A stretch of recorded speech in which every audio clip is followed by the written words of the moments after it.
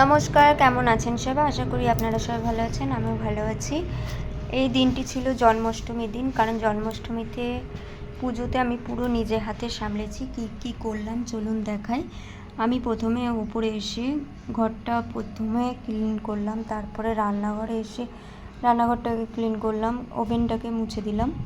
এদিকে পুরো জায়গাটা আমি পরিষ্কার করে নিলাম, আর এদিকে বাসনগুলো ছিল ঠাকুরের, সেইগুলো আমি মেজে নিয়েছি।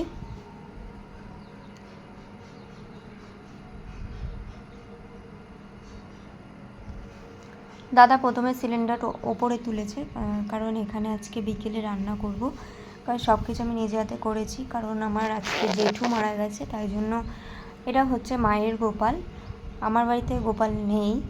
আর এদিকে প্রিয়াংশু খেলতে ব্যস্ত বল নিয়ে।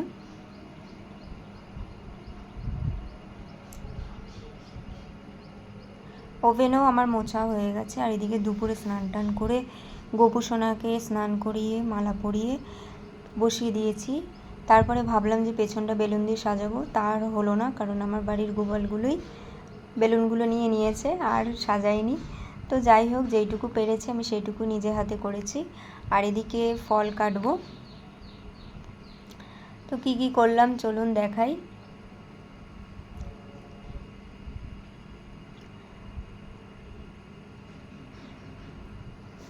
এটা হচ্ছে দুপুরবেলা আমি গোপু সোনাকে খেতে দিয়েছি। মিস্টার দত্ত যা যা এনেছিল সবই দিয়েছি। ননি, তারপরে দই, নাড়ু, তারপরে মিষ্টি সব কিছু দেওয়া হয়েছে দুপুরে। আবার সন্ধেবেলা আমি রান্না করেছিলাম গোপু সোনার জন্য। তো কি রান্না করেছি সেগুলোও আমি দেখাচ্ছি। চকলেটগুলো আমি লাস্টে দিয়েছি, কারণ আগে দিলে প্রিয়াংশু ওখান থেকে তুলে নেবে, তাই জন্য আমি লাস্টে দিয়েছি। আর এদিকে তালের বড়া করছিলাম আমি। মা পাশে থেকে ওই শিখিয়ে দিচ্ছিলো, আমি ফার্স্ট টাইম ট্রাই করেছি। আর এদিকে আমি সুজি করেছি। সুজি আমি সবই পারি, কিন্তু তালের বড়াটা আমি ফার্স্ট টাইম ট্রাই করলাম। তো যাই হোক, যা হয়েছে। তারপরে সন্ধ্যাবেলা সন্ধ্যা আরতিটা মানে সন্ধ্যা পুজো দিয়ে দিয়েছি। তালের বড়া, লুচি, সুজি এই কটা জিনিস আমি করেছি।